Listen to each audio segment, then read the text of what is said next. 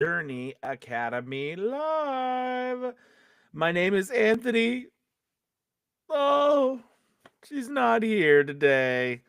That's usually when Gabby would say, Gabby, but she's not here. so I'm all by myself, but that's okay. I'm going to make it today by myself. We're going to be all right. We're going to make this happen. And hopefully Gabby will be back tomorrow.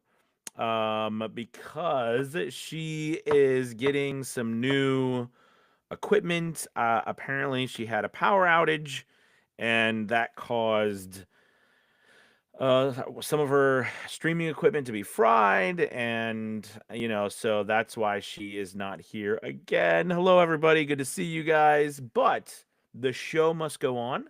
So I am going to keep going. If you are new, just hitting us up, make sure you hit that like and subscribe button, and we will be able to come up in your feed and hit that bell notification just in case you don't get notified from us. That will allow YouTube to send you that notification. Yes, also don't forget to chat. As all people already chatting, it's so good to see you guys. Hello, hello. Thank you, Miriam. I thank you, Rich. I appreciate it. So I think today I wanted to talk to you guys because I was just having a session before this, and with an amazing student of mine, and we got on the topic of multiple streams of income, and for voice actors, how important that is, and what some of those ideas are. So I wanted to kind of talk to you about that today. Take any questions you might have about this. I think that as voice actors, we, of course, the dream, right? The dream is that we're going to, work really hard, do our auditions, put up our website, send out emails, get on these platforms, do all of the legwork, and people will hear us. And because of that, they will want to work with us, and we'll just get lots of work, lots of work. George, that's a good. George said, Gabby's sad tale prompts a question. Do you have business insurance? Great topic for another day, perhaps. You know what? I'm going to write that down for Gabby and I to talk about. I think that actually is a fantastic topic. And it's funny about that, George, is that I had started another business, a trailer business, where I have a like a 20-foot trailer, flatbed trailer, and I was like, well, it's just sitting there. I might as well see if anybody, rent it, to people. And I mean, it was crazy because there's nobody else in there, and I was like on the first page of Google, the top, and all that stuff, and I was renting the trailer. Anyways, I had to stop that because I couldn't get zoned to do it. So, anyways, but the point is that I was learning more about business insurance through that than I was through this, because you don't think a lot about insurance because it's like, well, our equipment is, not what are we? It's not like getting wear and tear, even though it really is. But things like that can happen. Like, for example, you guys remember earlier in the year when my computer got fried and I had to get a whole new computer. I mean, that cost me like, a couple grand. And, I do wonder if I had insurance, business insurance, how would that have helped? Maybe pay for that, or there was a deductible. And, you think about that, you don't really think about it until you absolutely need it. So, anyways, I think that we definitely will talk about that, and I will talk to Gabby, and we'll put that as a topic. All right. So, getting back to um, the multiple streams of income. Okay. I think that this is a favorite topic of mine because how it came about for me was when I first started, back in 2017, I, got into this honestly because I wanted to early on, it wasn't about the money. It was actually I wanted to feel, because I was a performer and I missed performing, and I wanted to be hired again to perform and do audiobooks and things like that. And I think that that was the reason why I started. But after a time, I was like, wow, I could do this and go full time. And I really didn't, I didn't dislike necessarily what I did, but it wasn't fulfilling me, because it wasn't mine. I hadn't built anything. So, fast forward, I went full time. At the time, I went full time just doing voiceover work, right? I mean, that's all I was doing. I was making I think at the time when I went full time, I was making probably between to $12,000 a month just in voiceover going, and that was enough. That was more than enough. Because I was like double, triple what I was making as a teacher. So I was like, okay, I had made the idea in my head that to go full time, I wanted to at least be able to lose 50% of my revenue. I don't know where I came up with this, but in my mind, that's what I thought. If I lost 50% of my revenue, I'd still be okay. Do you know what I mean? Like, that was like, if something tragic happened and 50% of my revenue left, I'd be okay. And then also, if I made sure I had 6 months of expenses in the bank account, that would also give me another 6 months. Do you know what I mean? So I worked really hard to get to that place, and I did that through, voiceover.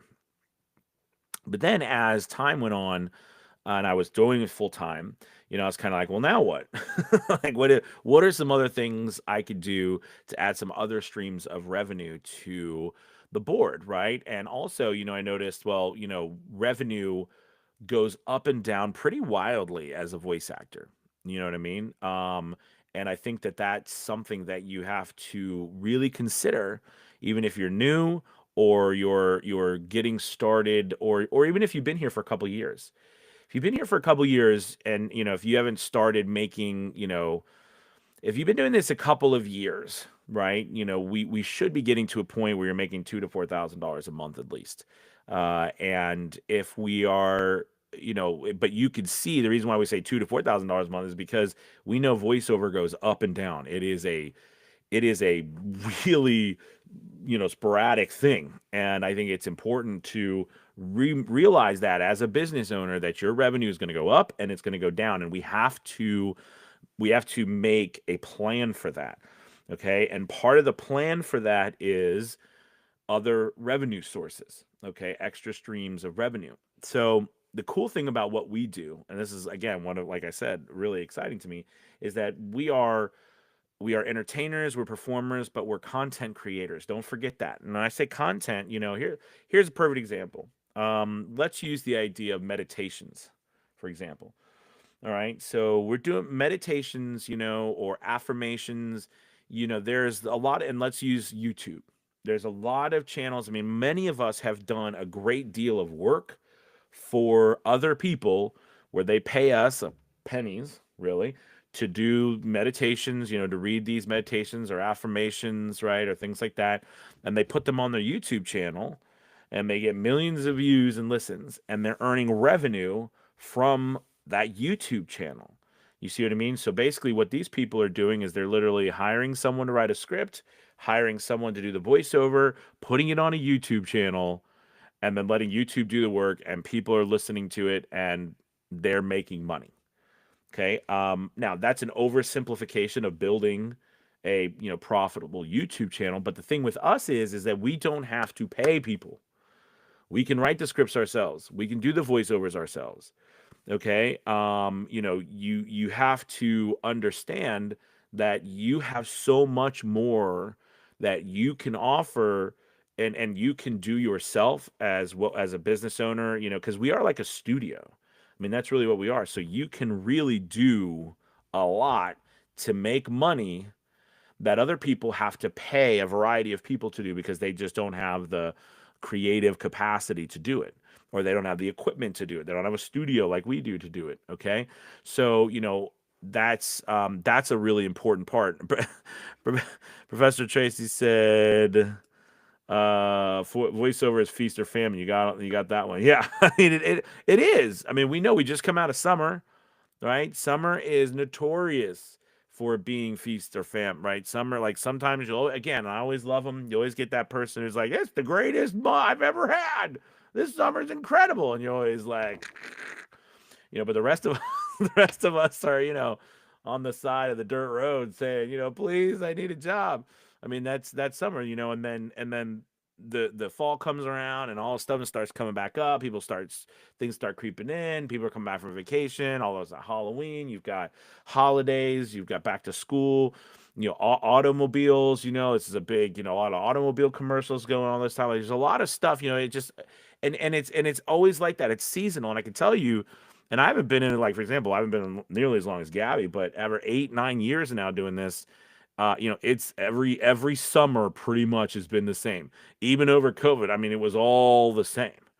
You know what I mean? Like it's every summer is it's just different, and that's the way it is. So, thinking of multiple streams of revenue, we want to think of streams of revenue that's also going to, earn money for you without you having to necessarily sell something directly to a consumer. I mean, directly to a business owner. You can go straight to the consumer or through the entertainment industry. As we know, like, here's another thing, TikTok. I mean, and it's funny because I could do it and I did one and I think I earned like, I think I earned 9 cents. I did. I had never done a live stream before. And you do a live stream, and basically how it works is on TikTok is you do a live stream, and then it like, to my little bit of knowledge with this is that basically, you do a live stream and you go up the ladder. Like the more live streams you do, there's specific, like the amount of time you're on the live stream, the amount of hearts you get are different, like roses or all these. There's all these different like stepping points, and you earn money based off of how many, how long you're on there, how many people are there, how many interactions they're having, and the variety of interactions through like donating. And then they can donate coins or spend coins on you and give you money. There's all kinds of stuff. And people make a lot of money to this. You know what I mean? And I mean, you think about something as simple as, we have, even if you're reading part of of a book, even if you're doing some sort of performance, even if you're talking about something going on with some his there, I could think of a variety of different show types that you could create. You have a lot of people for those types of things say, well, I don't want to visually show myself. I understand. I mean, you don't have to. You can figure out another way. But the point I'm trying to make to you is that these are a lot of um that's right. That was a good one. It was a VO side hustle for your VO side hustle for your VO main hustle. That's absolute. I'm telling you what. I think I couldn't have said it more. I love that. But the idea here is and this is something, interestingly enough, Gabby would love to talk about this with us as well, because this is something that both of us are very passionate about, which is another big reason why I started. Um, you know what I mean? It's another big reason why I started Academy Voices, right? Was, one, I mean, the main reason it was I started Academy Voices because I wanted to give our people in VO Journey a way to earn money, through something that we ran. It wasn't through someone else, that we didn't control, so that, we knew, I knew what was going on in there, how they could make money, etc. But another reason is because, it was an opportunity to create projects on our own those projects, right? Like VO Journey owns those productions, and we share that ownership for 20 years with the voice actor. You know what I mean? No other place does anything like that. And I did 20 years. Well, two reasons. One, I did 20 years because, I hated the idea of ACX and them doing only 7 years. I think that's bull crap. And the other reason I did 20 years because I couldn't figure out how do we pay people after they're dead. That's really, I so I couldn't figure that out. I'm still working on that one. So that really, but the point is like 20 years, but the idea here is that we own the like we own the production. We don't have to wait for someone else to tell us.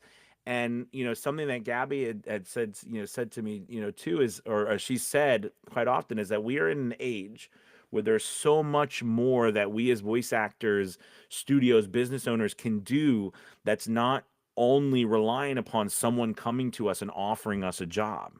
There's so much other stuff out there. And again, case in point, Academy Voices. Now, I'm not saying you have to create your own Academy Voices, but for example, a YouTube channel. This is not something that and for example, we have our YouTube channel, Academy Voices YouTube channel, and that earns revenue, right? There's no face on there. There's no, person. I don't make videos of me talking on there or anything. It's just content we post from stories. Could you post your own? Sure. I gave you the idea about meditations. What about the 5 to 10 minute? We all do them. I mean, and they're so. Why do you think there's so much work out there for those? Just honest. Be honest with yourself. Why do you think there is? You cannot tell me you have. Come on, you guys. You cannot tell me you haven't thought, why am I doing it for these people? I should be doing it for myself, because I just did the whole thing. They posted on there, got all these views, and I know they're making money, and I got 15 bucks. I know you guys, I know you've thought about it. Okay? Because we know we're kicking ourselves in the butt. All right, and we can do it ourselves. We don't need these other people. Now, does that mean that you will have to learn some extra skills? Yes, you might have to learn how to make a video. You know, what I mean, like you an MP4, right? You might have to learn how to be able to add some music or something to, or add some foot. Yes, there is true. That is some skills, but these are not skills that are outside the realm of what you can do. They're all available right here, and I mean, all you have to do is look on YouTube on how to do it. And we do it all the time. I mean, we do it. You know what I mean? I taught myself how to do it. You can do it too. I didn't do any of this stuff before I started doing this business, right? I was in live theater. I didn't create any of this stuff. So, you can do it and you can make money with it. I mean, that's just, if anything else, to me, if I was, if there was something that I would do, I would definitely have a YouTube channel where I'm trying to build a revenue stream through my YouTube channel. All right. Create some sort of, whether it was a show, I was just talking about meditations. Do you know what I mean? I mean, do you remember the ASMR stuff? I mean, it's still out there everywhere, right? People make tons of money and people just love that ASMR stuff. So I mean, like, there's so much that you can do and create. I love history. I knew this guy, a voice actor who he loved baseball history, right? And sports history, and he would do these historical videos, like videos just on like history stuff. And I found them, I mean, it was fascinating. It was really cool to learn about it, and he really built a nice platform on YouTube doing this historical stuff. And then, you got sponsors and there's all kinds of, I mean, like, this is how our world works. And we have to stop thinking that we are limited by Fiverr or voices.com or, whatever other platform. These are great sources of revenue, but they are not the only thing we can do. We have to think beyond that in order to grow our business. And inevitably, you're going to come to a point. So moving on to this, because I get going. It's almost 20 minutes, and I'm just going on about it. But getting to a point where you'll reach a plateau in your business, you'll reach a place where you'll hit, and there are many of them. They're not just one. There's a couple. I remember my first plateau was like that first $1,000, right? You might be the first $100. And that, by the way, you can have multiple channels. Jason, my problem is I have too many ideas for channels, but there's only one me. One Mew. We haven't even got into virtual assistants yet, Jason. You can do so you can leverage yourself all times over. But yes, I understand what you mean. I love the ideas. Keep a notebook of ideas. Really important, because you never know when you'll need that, and they pop back out and it's the right time for them. But anyways, the point is I was talking about the plateaus that you hit, right? It could be that first job is a plateau, that first $1,000, that first, you're starting to make that first $10,000 or 4,000. There's all these plateaus, and then there's like how much you're making a month. You get to that plateau where I'm making $1,000 a month. How do I get above that? Then I'm making $2,000 to $4,000 a month. How do I get above that? Right? I'm hit that $5,000 to $8,000. How do I get to that $10,000 a month mark? How do I get to that? I'm making $10,000. How can I get to 15,000? When I'm making 15, I get to 20,000. How do I? All these different levels and these plateaus that you hit, you have to get over that hump, and to do that, you have to add something. And I was talking just about this before. And I'm a big fan of history and learning, like following and learning about how people in history grew businesses and became these kind of titans of industry. And there's never a story about a guy or a girl who just did everything on their own. Or just did with one little thing. I mean, every story is how they leveraged people, systems, you know what I mean, multiple streams of revenue to grow. You know what I mean? And so it always thinks, if we want to grow, we need to do the same thing. Okay. And, as business owners, that's something that I'm very passionate about. And I think it's important to do. And simply put, I think someone had asked in in there, they asked for when do you know? I think someone had a question here. What was the question? It was oh, Rich said, "Is there a proper order for setting up multiple streams of income?" I think that's a great thing to ask. The I don't know of any proper order. If there like if there's some sort of book somewhere that tells you a proper order of how to set things up. But I can tell you that over time and doing this now and looking at just like what like my streams of revenue, right, that I have, you know what I mean? Voiceover has always been at the core of my streams of revenue, but I'm just like everybody else. I'm susceptible to ups and downs. Business was really slow this summer, but it's starting to slowly pick back up. But I'm susceptible to that, just like everybody else. So that's one stream of revenue, right? Then I built Academy Voices. That's another stream of revenue. I love it. I get to do audiobooks myself. I get to work with other voice actors. We get to work together to build revenue for all of us. So there's another stream of revenue. My YouTube channel, that's another stream of revenue, right? VO Journey is another stream of revenue, although I never created VO Journey early on for that purposes. Um, it was just me when we first started. It was a mastermind group many years ago. I think it was 2018, 2019. No, it was 2019. It was after I went full time, and I was just alone by myself in my house, and I was like, I can't do because I'm an extrovert. I was like, I gotta talk to people, and that's why I ended up creating VO Journey in the beginning, was just to get with people, like-minded voice actors and create stuff. It's significantly grown since then.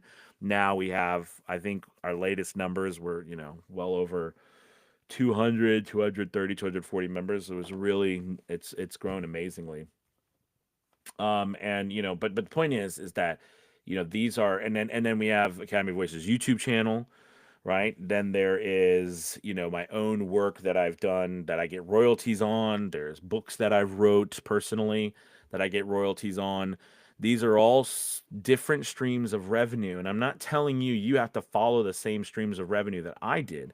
But what I'm saying to you is that it helps you to grow your business, to where you are not just susceptible to the ups and downs of one part of the industry. Now, don't get me wrong, things still go up and down, but it's important to look at least for the first. So, Rich, at least for one thing, seriously think about how could you create an entertainment, an educational, or inspirational channel on YouTube where you create content and you post that content, and your job, right, is to either entertain, educate, or inspire.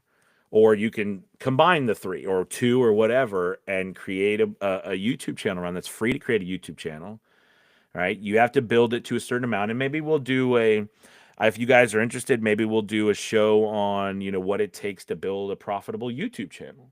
You know what I mean? Or what are the, if that's something you guys are interested in. I don't know. No one's asking for that, but maybe. I had done a webinar on it, and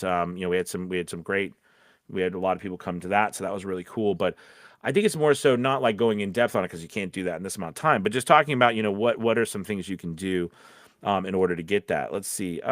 Is it possible to be successful alone? Collaboration happens everywhere. Oh, it is impossible to be successful alone. Collaboration happens everywhere. So, Rich, I would say that getting started, I do honestly feel that, clearly you got to get started on your own. And I've learned the hard way that no one, let me rephrase, very few people want to join on and collaborate with you until you have shown that you have something of interest to people. However, I have also learned how amazing collaboration can be and how important it is to grow even more.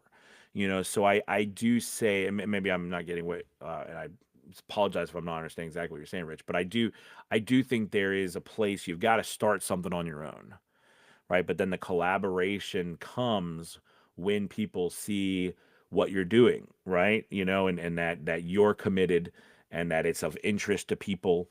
So I love all of that. And I think it would be a cool thing to talk more about. Perfect example is Gabby and I.